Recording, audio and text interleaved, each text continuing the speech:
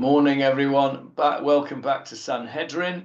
Last week we got well stuck into the idea of adoption in Jewish law and in the Gemarah.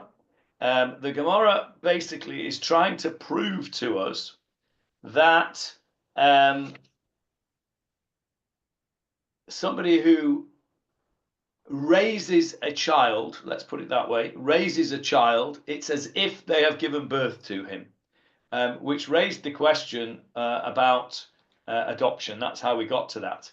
So we preempted the Gemarah last week because what we did was we went through to think of all the adoption type ideas that we could think of in Tanakh, and we did very well.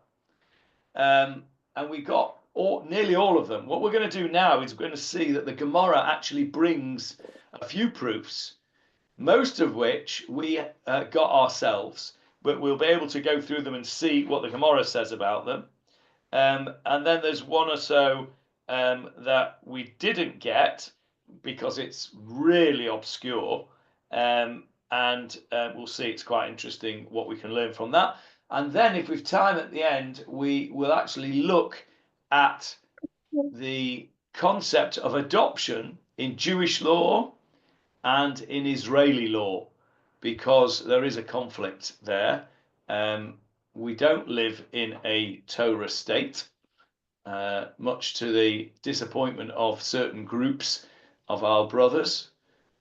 But we have to somehow or other Mishalev, to connect together halacha and modern society into Israeli law, which tries to satisfy both. And you know what happens when you try to please everybody, don't you? You end up pleasing nobody. And so what you end up with is a bit of a mishmash that nobody's really happy with. But it's a bit of a compromise, and you'll see what it is towards the end. Let's have a look at the Gemarah. We're on page 11.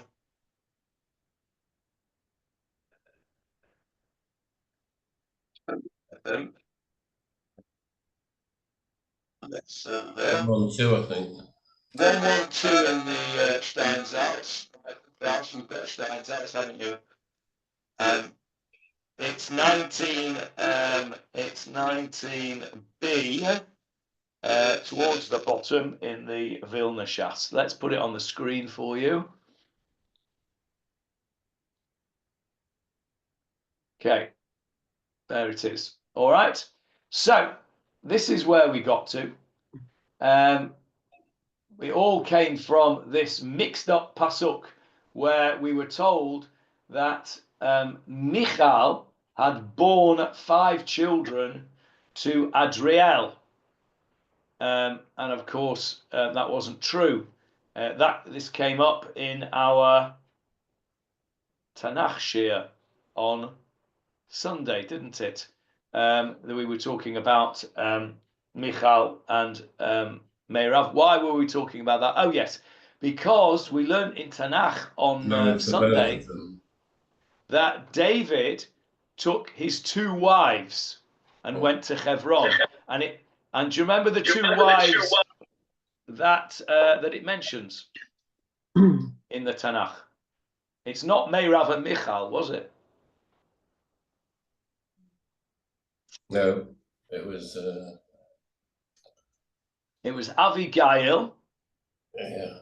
who was originally the wife of. Ooh, it's on the tip of your tongue. The one who had the sword in. The one who had the sword in the back. No, that was Michal. Avril, go on. Who was Avril? Began with an N. Yes, you're close. Yes. Avril, you should have got this, Avril Gatoff. The similar name to your husband's name. His name was David. His name was Naval, was it? Abigail was, yes, Naval. Navala Carmeli. Navala Carmeli. Abigail was married to Naval, and then she was married to David. And the other wife was the wife of Achinoam. I can't remember her name now, but anyway, that's how it came up. No, we're talking about Meirav and Michal. The pasuk says that Michal gave birth to 5 children from Adriel. It's not true. That was Meirav who gave birth to 5 children. One of the opinions is that from Rabbi Yeshua ben Korcha was that anybody shekol hamegadel yatom betoch beito, anybody that raises an orphan in his house, ma'ale alav hakatuv ki'ilu yilado. It's said about him as if he gave or she gave birth to him. Now, we're going to give some examples now, which we have got ourselves. And the Gemarah gives us a mnemonic to remember this. Because remember, we're fortunate enough to have a Gemarah. Back in the day, before the printing press, to have a manuscript Gemarah was very, very rare. And there would have been one in the town, if you're lucky. So you had to remember all this stuff off by heart. So here, the Gemarah gives us a mnemonic. Chanina kara, Yochanan ve'ishto, Elazar u'geula u'shmuel bilimudei siman. Doesn't matter what all that means. It's a mnemonic to help you remember it, but we don't need it because we've got the Gemarah in front of us. Rabbi Chanina Omer. Rabbi Chanina says, Mehocha. Here, from here, we can prove the point that somebody who raises a child, it's as if he's given birth to him. This is one that we got. Vatikrena lo ashchenot shem lemor yulad ben le'no'omi. Okay, we've got this pasuk in Rut, which tells us, let's get Rut up there. There is the pasuk on the screen for you. Naomi took the child. Oh, Jeffrey's here. How are your eyes, Jeffrey? Can you read? You're muted. We can't hear you. I'm having a bit of trouble, but I'll try. I've just put some notes in. Verse 16 on the screen. And 16, Naomi 17. took the child and placed him in her bosom, and she became his nurse. And the women neighbors gave him a name, saying, "A son has been born to Naomi." And they called his name Obed. Obed. He is the father of Jesse, the father of David. And okay, that's it. So there we go. Naomi took the child and nursed him. So that means that she has now taken the role of the mother. And the neighbors said, a son has been born to Naomi, which isn't true. The son was born to Ruth. Ruth, that's right. But they said a son has been born to Naomi. And this, says the Gemarah, is the proof that that somebody who raises a child, it's as if they've given birth to him. Nice proof that, yeah? V'chi Naomi yolda, and did Naomi give birth? No. V'halo Rut yalda. Surely Rut gave birth. Ella, rather, Rut yalda, v'Naomi gidla. Rut gave birth, and Naomi raised the child. Lefichach nikra al shema. Therefore, she is called on his name. So somebody asked the question, what was Rut doing all day? I think she obviously had to go out to work because her husband Boaz had died that night after consummating the marriage. He popped his clogs. She was a widow. She had to go out to work. She left the baby with the mother-in-law, Naomi. Naomi raised him, and he's called Ben Naomi. Okay, so now then, this is a bit more obscure. We didn't get this one. This is one we didn't get. Rabbi Yochanan says, Me'acha, and he brings a pasuk from Divrei Hayamim. I'm going to show you the pasuk in full. There it is. Okay. Which pasuk is it exactly? It is in 4:18. Right, there we go. Now, verse 18, Jeffrey. And his wife, the Yehudates, bore Jered, the father of Gedor, and Hever, the son of Socho and Yekutiel, the father of Zanoah. And these are the sons of Bithiah, the daughter of Pharaoh, who Merad married. Okay, right. Now, there's all sorts of funny names in there. Ooh. Any of those names that you recognize? Any at all? Bitya was Batya, wasn't she? Bitya was, yes. And who was she? She brought up Moshe. Yes, she brought up Moshe. She was the daughter of Pharaoh who picked him out of the river and raised him in the palace, right? Now, this is odd. Have a look at this. The end of the pasuk says, these are the sons of Bitya. So who are the sons of Bitya? Jered, Hever, and Socho. Jered, Gedor, and Socho. Okay? But then we've got the earlier part of the pasuk that says, Yekutiel as well. oh, and Yekutiel. Yes, thank you. And Yekutiel. Yes, and I've missed him out, didn't I? Yekutiel. So we're told, so those are the children of Bitya. Right? Bear that in mind, those people. Jered, Gedor, Socho, and Yekutiel are the children of Bitya, the daughter of Pharaoh. She is also called Ha-Yehudiah. What is a Yehudi? What's a Yehudi? A Jew. A Jew. What's a Yehudiah? Jewess. A Jewess. Correct. So his wife, the Jewess, bore these people. Okay. Now, who is this Jewess? Well, we're told that she is Bitya. Is that true? Was Bitya a Jewess? No, she was a daughter of Pharaoh. Okay, so why is she called the Jewess?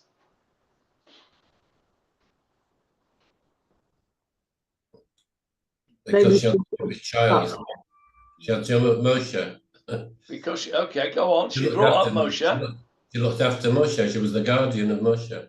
Okay, it doesn't make her a Jew. If you leave No. if you leave your baby with a nanny, does it might make the nanny a Jew?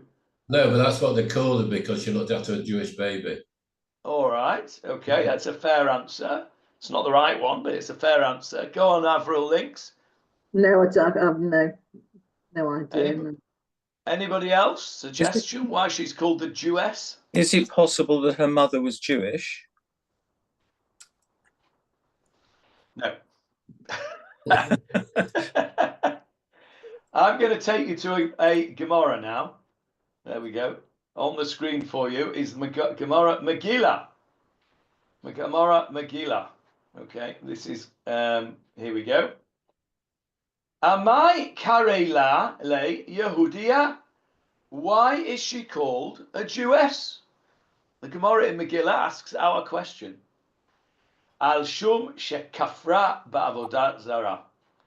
Because she repudiated idol worship. She said this is a load of nonsense. How do we know that? Because it says in the pasuk in Shemot, Parshat Shemot, Vatered bat paro lirchotz al hayaor.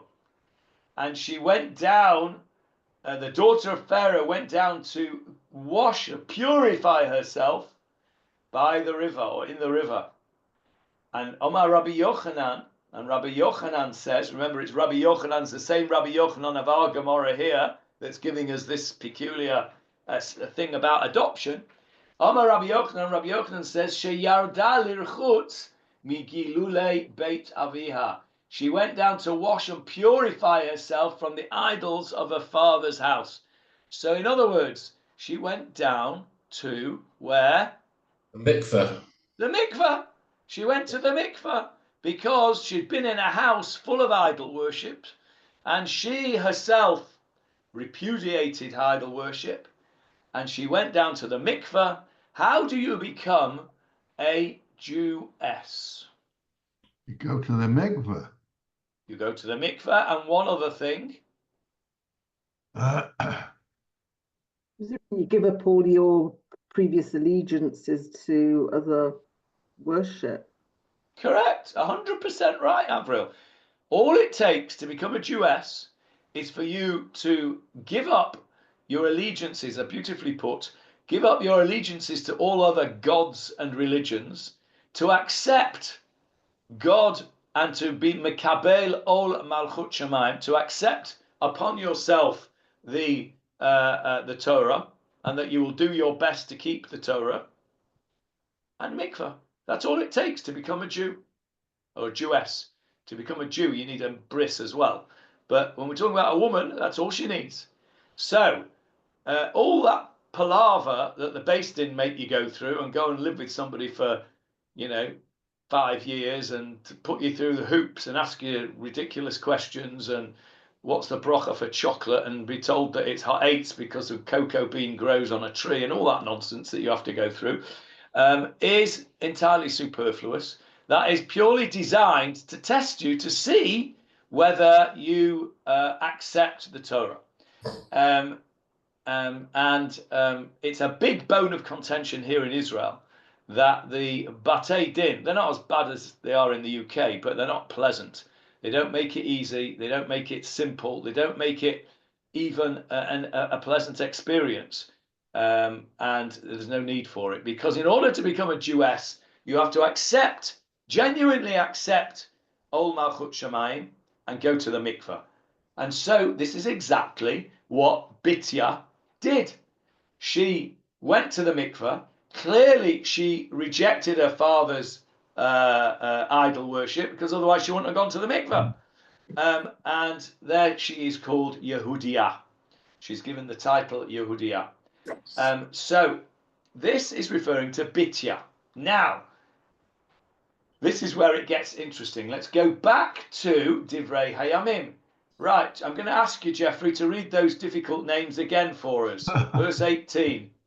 And his wife, the Yehudates, bore Jered, the father of Gedor, and Hever, the father of Socho, and Yekutiel, the father of Zanoah. And these are the sons of Bitya, the daughter of Pharaoh, whom Mered married. Have you heard of any of those names? Jered, Gedor, Socho, and Yekutiel. Yekutiel, definitely. Yeah, we've heard recently.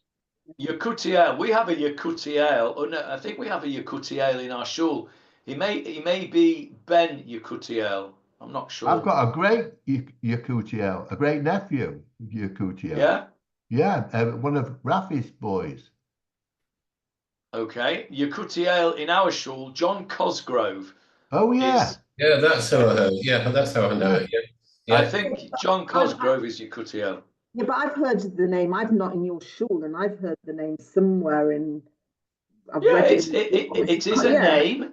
It is a name, not a common name, but it is a name given to some Jewish boys. Now, who was he? Who was he? Ah, that's the question I'm going to ask you, Avril. Who was? I don't know, but I have read it recently somewhere. Yekutiel. Who was Yekutiel? Does anybody know who Yekutiel was? David Marks, who is Yekutiel? Wasn't that one of the names assigned to Moshe? Oh yeah, I'm sorry, what did you say, David? Moshe, one of his other names. Okay, David Marks, as usual, is spot on. Yekutiel is one of the names given to Moshe. Right, now then, let's put that on one side for a minute. Who is Jered? Have you heard that name? Okay, if you haven't heard it, I can't. He's Trump's son-in-law, Jered. That is true. Okay, that is true. Jered, I never thought of that, but there you go. Jered, it appears, is a biblical name. It's mentioned here in Divrei Hayamim. Who was Jered? David, do you know that? I do, but I've escaped me. Okay, why don't you tell me the same answer you just gave me before? Really? No, I wouldn't have said that, no. Another name for Moshe Rabbeinu, okay? What about Hever? Who is Hever? He had a yeshiva. That was Hever with an ayin. This is Hever. Yeah, good. Not bad, Jeff. Not bad. I think Avril had that before. You think that that's one of Yitro's names? Yeah. Okay, it's not. It's another name for Moshe. Really? Yeah. So we have Jered, Hever, and Yekutiel. They are all names of Moshe. We're going to go into the Gemarah in a minute in Megillah. I'm going to take you back to the Gemarah in Megillah to tell you why Moshe was known as these three people. But for the second, believe me, these are names of Moshe. Now, look at the end of the Pasuk. Jeffrey, read the end of the Pasuk for us over here, please. And the sons of the wife of Hodiah, the sister of Nathan, the father. No. Where I've blued it out. The end of verse 18.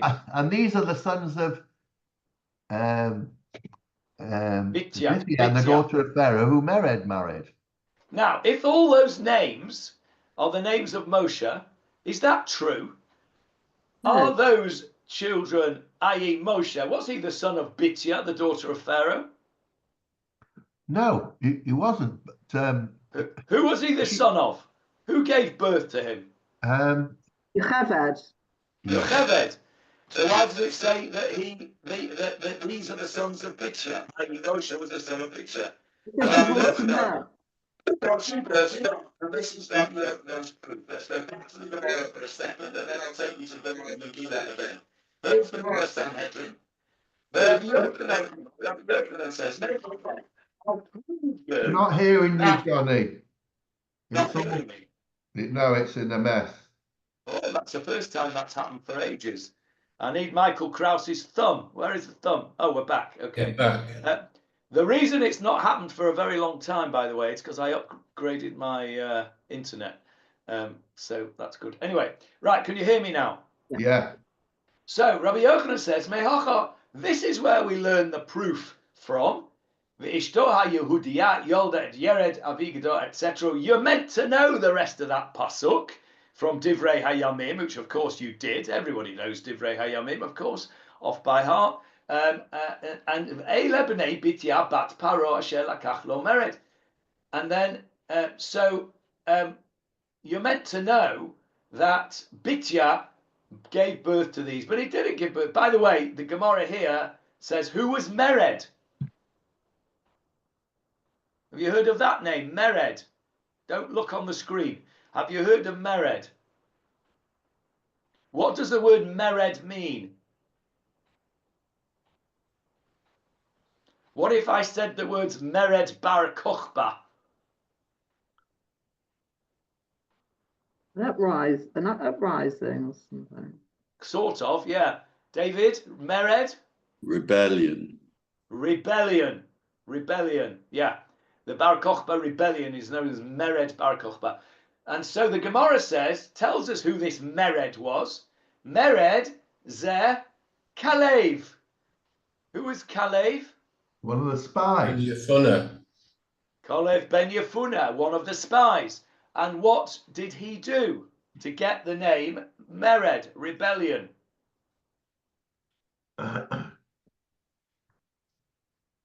But he went against the spies, one of the rebellious spies. Yes, correct. Absolutely right. Look at the Gemara. Velama nikra shemo Mered. Why did they call his name Mered? She marad ba'atzat meraglim. He rebelled against the advice, against the words of the spies. So there. But let me just stop there for a second. Many times during the course of our learning over the last 10 years that we've all been learning together, we have come across examples of peculiar names of people. And we've often said, haven't we, that these were not the names that they were given. They were not nom de guerre. They were names given to them afterwards because of something that happened in their lives.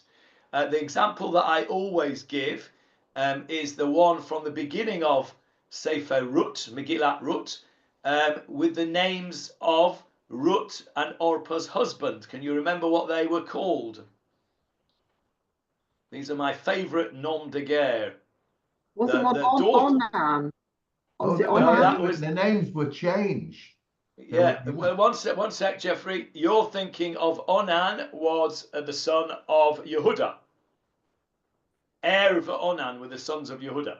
The sons of Naomi, married to Ruth and Orpah, who died right at the beginning of Megillat Rut, were called Machlon Yeah. and Kilion.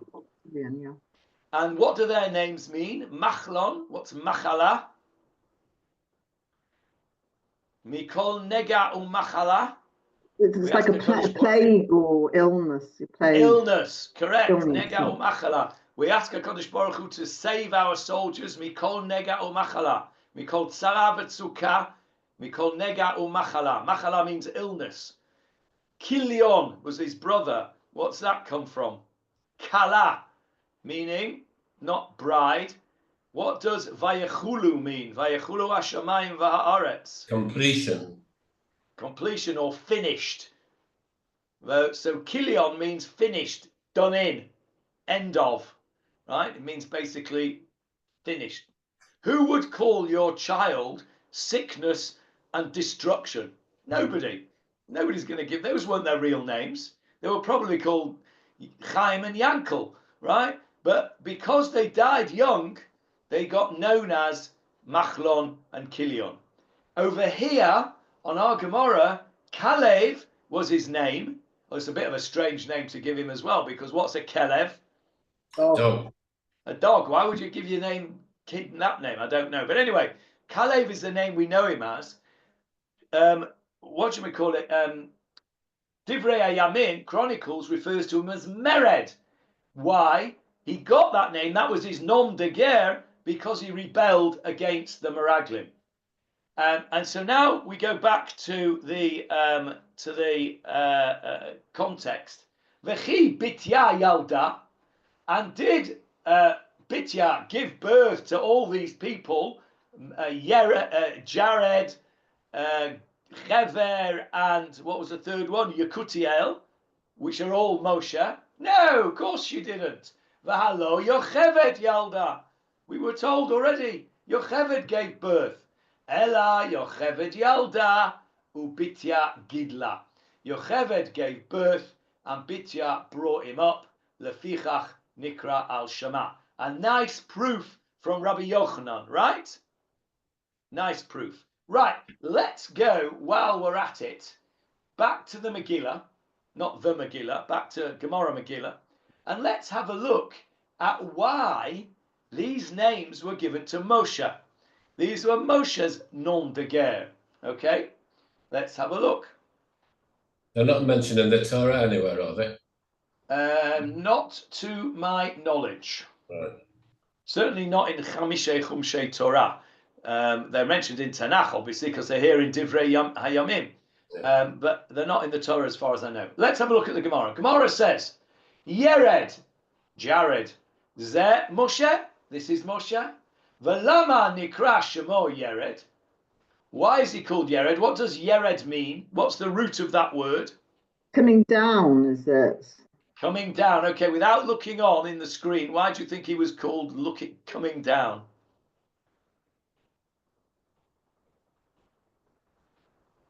I'd have thought he was going up. I'd have thought he was going up. Well, when he came Down back, in the river. he went up when he went to spy, but when he came back to tell what he saw, he was going down. No, we're talking about Moshe here now, not Kalev. Oh, okay. So I would have said, if I had a little boy to become the leader. I would have said, had I not looked on, I would have said, because he came down the mountain with the Luchot. No. Okay, but that is not what the Gemarah says. Look what the Gemarah says. Shera yarad lahem leYisrael man b'yamav, because the man came down from heaven in his days. In other words, in his merit. It was through Moshe's merit that the man came down from heaven. And so therefore the Gemara says he's called Jered. Yes, David, you've got something for us. Yeah, you're also correct, Johnny, because I've just found here, there's a parallel passage in Vayikra Rabbah, which also goes through the names of Moshe and talks about Bitcha. The Midrash gives different interpretations of the names to the Gemara. And the interpretation he gives to Jered is exactly as you stated. He brought the Torah down. Oh, there you go. I must have learnt Vayikra Rabbah in a previous Gilgul, because I don't recall learning it in this particular Gilgul. Excellent. Very good. Right, let's see what the next one is. Gedor. What's the root of that word? Don't look on the screen. It's a boundary. A fence. Yeah. Gedor is a fence. Gvul. Technically, Gvul is a boundary, but Gedor is a fence. And when have we used the word Gedor in our shiurim many times? We've talked about the fence around the Torah, a Gedor around the Torah, and I always liken it to what? The yellow line on the platform. No. Yeah? Yeah. Remember? Our famous yellow line on the platform. That's the Gedor, that's the fence around the Torah. But so if you make a fence, right? If you make a fence, what are you actually doing? If you have got two posts, right? There we go. See my hands now. Two posts. And you make a fence between those two posts, what have you done? You've bridged it. You've bridged it. You've bridged what? You've bridged the gap. A gap. You've filled in a hole, right? Have a look at the Gemara. Why is Moshe called Gedor? Shegadar pirtzotehen shel Yisrael. Because he fenced in the pirtzotehen. What is the Yiddish word pritzes? What is pritzes? You heard that word? David, you heard that word pritzes in Yiddish? Yeah. What does it mean?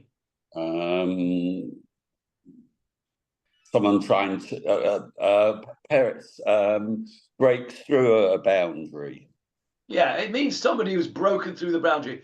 Something that's pritzes is if you were to if a lady was to wear clothing that was not very snua, was not very modest, that would be pritzes. Okay, if it's usually used in sort of orthodox circles to mean immoral behavior. So bad behavior between men and women of some kind of thought, that is known as pritzes. Why? Because that has broken through the barriers that we put up for ourselves in order not to come to do aveirot. Okay, so going to mixed dancing would be considered pritzes. Okay, because you've broken through a boundary. So Moshe, look what he's called Gedor. He's called the one who fenced in the breaches, the breaches of the fences of Israel. Meaning, he's the one that asked for forgiveness and managed to sort things out when Israel had done naughty things and had broken through the barriers that they shouldn't have broken through.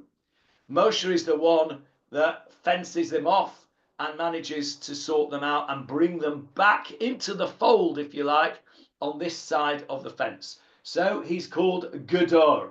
Okay, next one. Hever, what's the root of that? Is it to join? To join, correct. What is a very common word that you see in modern Hebrew from that root? Hever Kadisha. Hever Kadisha, which means? Joining the holy ones.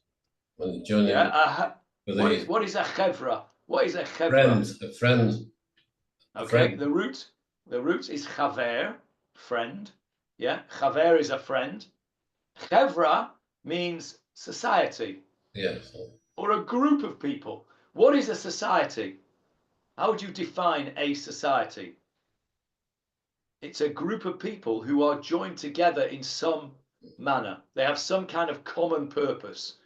Okay? The greater societies were human beings. We're all got a common purpose to be human beings. The Chevra Kadisha is the holy society, the society who together do holy work, working with the dead. So Chevra is society or a group of people. But you're right. Hever is a join. Chibur is a join. Okay? If you want to know the join between two things, it's called the chibur. If something is joined, it is mechubar. It is joined. So, If somebody's a chover, is that the same word? somebody who is a chaver, not a chover, a chaver. Chover. Yeah. Chover. A chover because it's Yeah. a kamatz. Yeah? Yeah. We would today pronounce it as chaver. It's the same word as chaver. Yeah. So yes, and he is a friend, a chaver, somebody who is given an honored title. Why is Moshe called Hever? Shechiber et Yisrael la'avihem shebashamayim. He was the one that joined the Bnei Israel to their father in heaven. Okay, so that's why he's called Hever. Another name for him, Socho. What does Socho mean? What's the root of that word? Stick a dot in the kaf and see how it sounds. Is it reward? Sakar. No, that you're close, but that's a sin, not a samach. And it's got a ration. Yes, very good, Johnny. Sukkah. Sukkah. What's a sukkah? From the covering. Sukkah is something that gives you shelter, isn't covering. it? So he's known as Socho. He's known as Socho. Where do we know that in our shul?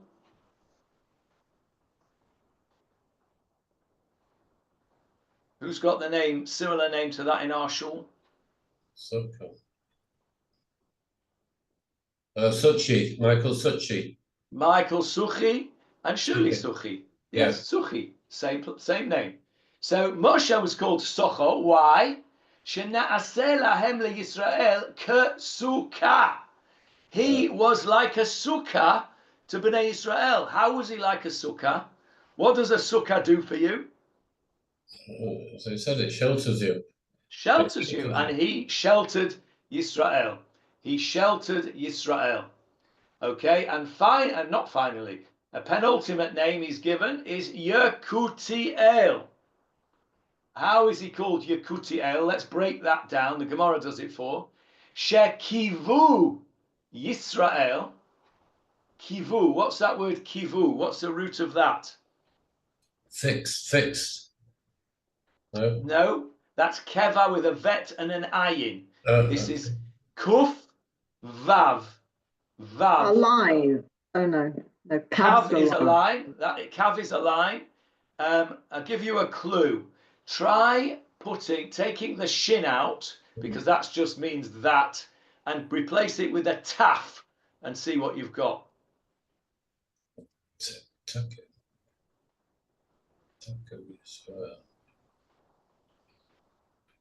Try pronouncing the vav.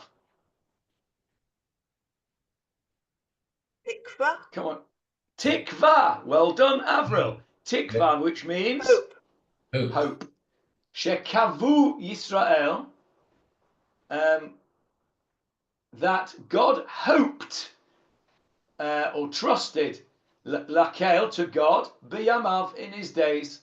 Kivu. Where do you say that every day?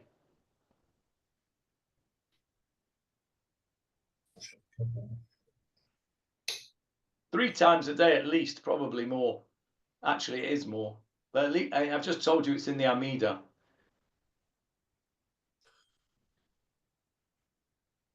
Anyone? Where is that, the word in the Amida, David? La malshine malshi tikva. ולמה על שינים אל תהי תקווה? למה שינים אל תהי תקווה? וכל שכתוב וכל מעולם קיווינו לך. Kivinu, we have hoped or trusted. Yeah, so there it is. So shekavu, kivu Yisrael la'el b'yamav. So he's called Yekutiel. So you can see the tikva there in the first part of his name, and the el at the end is Hashem. So that's why he's called Yekutiel. And the last one he's called Zanoach. Zanoach. Where is that word from? Shehizniach Avunoterem Shel Yisrael.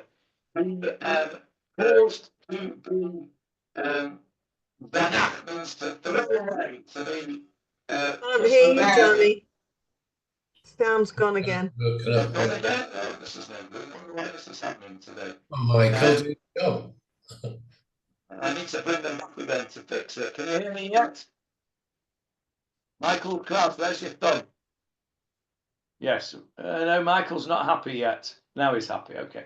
Shehizniach avonotem shel Israel. Moshe caused the sins of Israel to be disregarded because he prayed for them.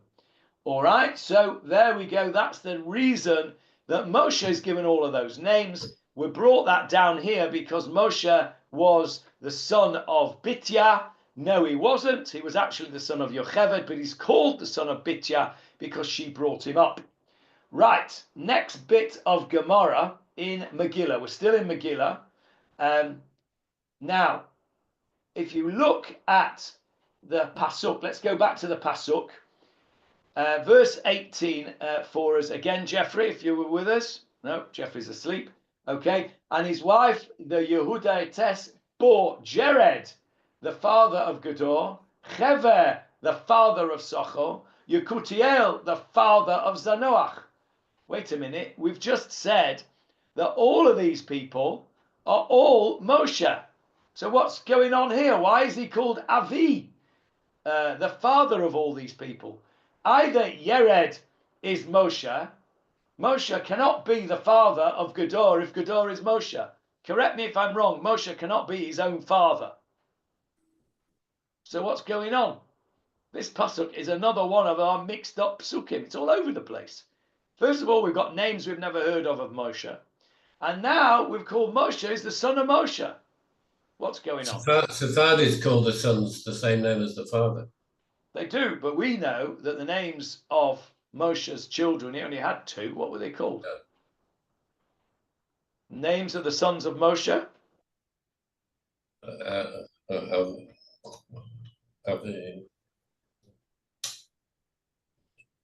I'll give you a clue. One begins with a gimel.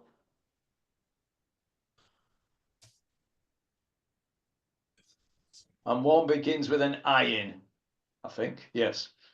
Or is it? No, it might be an aleph. Aleph, I think. Yes. Gershon. And second one? Eliezer. Gershom and Eliezer were the children of Moshe. Not these lot. And anyway, we've just said these lot were all Moshe's. How is Moshe the son of Moshe? Why is it called Avi? Let's go back to the Megillah. Gemarah Megillah. Gemarah asks the question, Avi, Avi, Avi, what is going on? This father business. How can it all be? So he says Moshe was a father to the Jewish people in three ways. Av b'Torah, he was the father of the Torah. Av b'Chochmah, he was a father in wisdom. Av b'Neviut, he was the father of in prophecy. In other words, he was the greatest person in the Torah, greatest person with wisdom. You're going to ask me, what about Shlomo Melech? And greatest prophet. The greatest prophet we know, Lo Kamba Yisrael Kamoshe Od Navi. What does that mean? Never again will rise a prophet in Israel like Moshe. So we know that's okay. Av b'Torah, definitely. Av b'Chochmah, there's a question mark regarding Shlomo Melech, who's called the wisest of all men. But I'm not going to argue with that. So There we go. So we've done a bit of Gemarah Megillah now, and to explain this rather obscure and mixed up pasuk from Divrei Hayamim. Let's go back to our Gemarah, to Sanhedrin. So, Johnny, there's a beautiful comment here that Vayikra Rabbah makes as to why she's called Batya or Bitya. That because she took Moshe as the son, even though he wasn't her real son, she was treated by Hashem as his daughter, even though she wasn't a daughter of the Jewish people. Oh, that's beautiful. That is really nice. That's a midah keneged midah. That is lovely. Very, very, very nice indeed. Oh, I've got to store that somewhere and use it at some point or another. Can't think when, but it's that is fabulous. I really like that. Thank you for that, David. Right, so let's go on. We've got a few more minutes. So that is Rabbi Yochanan's proof of the pudding, if you like, that a adoptive parent is as if they've given birth to him. Rabbi Elazar brings a different proof. And this is another one that we didn't get, but it's again a little bit obscure. You have to know your Tehillim. There's a pasuk in Tehillim. Let's show you the pasuk in Tehillim. It's chapter 77. There it is, all ready for you.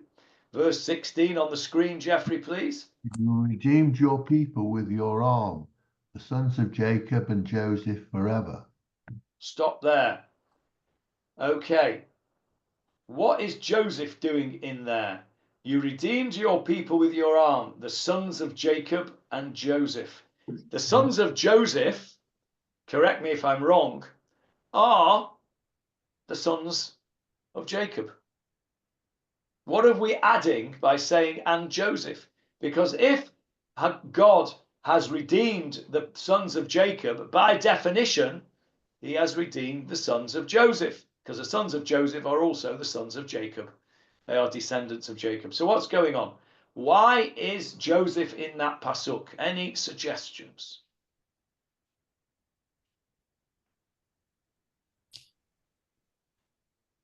Why has the author of Tehillim, probably David HaMelech, written this the way he has? Why Bnei Yaakov v'Yosef?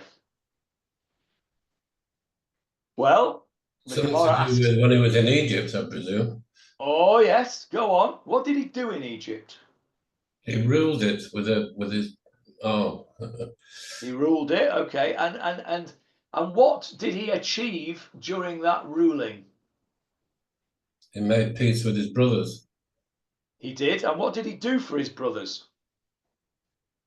He gave them the best part. He fed them and looked after them that way. He fed them and looked after them and gave them the best part of the land. And so He also put the thing into his brother's sack. Nah, that was beforehand. That was just to get them down here, and everything was cushy after that. Yeah, but he didn't do it though. He looked after his brothers, right? He fed them, he provided for them, he gave them a home, he gave them Goshen, and he gave them sustenance. Is that not what an adoptive parent does? Takes somebody in and brings them up, gives them sustenance, gives them shelter, gives them a home. That's exactly what our Gemarah says. Let's have a look. There we go. Rabbi Elazar says from here, this pasuk, he quotes this pasuk, you redeemed Hashem, your people, but the sons of Yaakov and the sons of Yosef.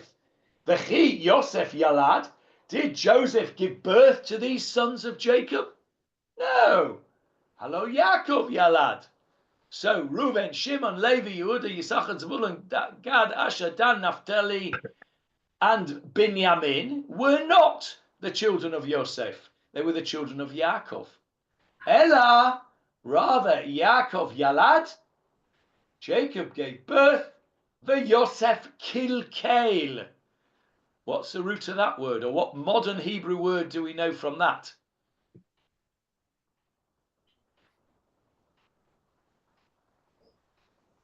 Kulam. You say it in benching. Macalkel. No. Okay. Macalkel, yes, that is true. Okay. Macalkel chayim bechesed. Yeah, That's in the Shemona Esra. Yeah, That's the same word. Yeah, what's Macalkel. Benching.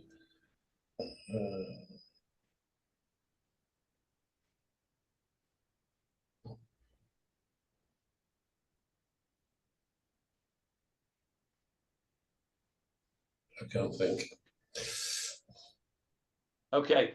Lechein, lechesed, u'lerachamim, u'lerevach, hatzala, v'atzlacha, baracha, vishua, nechama, parnasa, Macalkela. v'chalkala. Okay, you only know it because you sing it, right? Right? Lechein, lechesed, u'lerachamim, u'lerevach, hatzala, v'atzlacha, baracha, vishua, nechama, parnasa, v'chalkala. What's kalkala? What's parnasa? Wealth. Living. It's A living. Living. Kalkala. What's kalkala? The modern Hebrew word kalkala means the economy. Yeah. Kalkala means sustenance. Okay, so that's what you're davening for when you say benching. I think we probably need to go through benching in the tefillah shir, don't we? By the sound of it. Yeah, you said I asked you to do it. You said you were going to do it. Yeah, I think we have to finish Shachris first. We'll finish Shach. We're nearly done. We're started with Tachnun. After Shachris, Bli Neder will do benching. So yeah, Kalkala means sustenance. So here, Yaakov Yalad, Yaakov gave birth to them. Yosef Kilkale, that's the past tense. Yosef sustained them. Yosef gave them the economy. Lefichach, therefore, Nikru al Shemo. It's as if he gave birth to them. So there's another example. That's Rabbi Elazar's proof of what we're trying to prove, which is somebody who brings up a child. It's as if they gave birth. We've just got time to do not the last one, I don't think.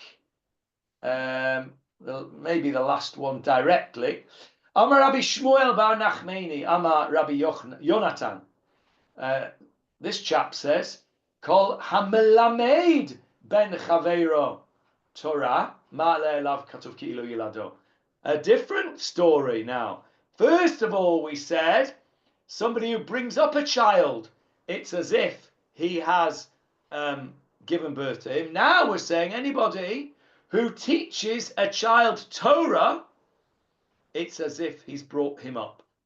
It's as if he's given birth to him. And remember I said to you last week when we spoke about sitting Shiva, and I said that there are some people who sit Shiva when their Rebbe dies. Yeah. And this is the source for it. Because when your special Rebbe who has taught you a lot of Torah dies, it's as if your father has died, because it's as if he has given birth to you. And it all comes from this piece of Gemarah. Okay? And he gives a Rabbi Shmuel bar Nachmani, in the name of Rabbi Yonatan, gives a proof. Go on, Johnny, what are you saying? I said Ravino tore his jacket and said Kaddish for his Rosh Hashiva when he died. Exactly the same thing, correct? Rabbi Rabinovich, Rabbi Nachum Rabinovich, Zecher Tzadik Livracha. He was also the Rebbe of Rabbi Sachs. Rabbi Sachs, I think, yeah. Correct, he was a rabbi of Rabbi Sachs.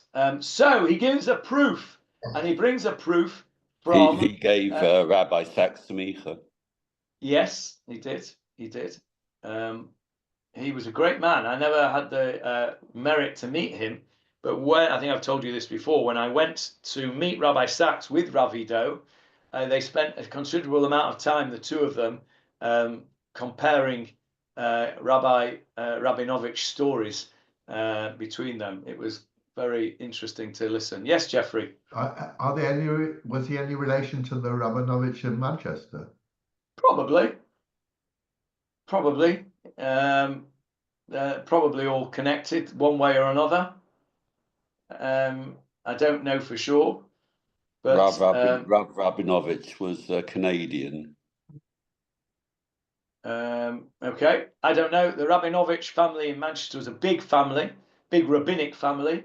So let's go. Rabinowitz. Yeah, it's just a different way of pronouncing it. Let's go to the beginning of Sefer Bamidbar, Parashat Bamidbar, and read this for us, Jeffrey, please. Verses 1 and 2. These are the descendants of Aaron and Moses on the day that the Lord spoke to Moses at Mount Sinai. These are the names of the sons of Aaron: Nadab, the firstborn, Abihu, Eleazar, and Itamar. Okay, now stop there. What would you expect to come next?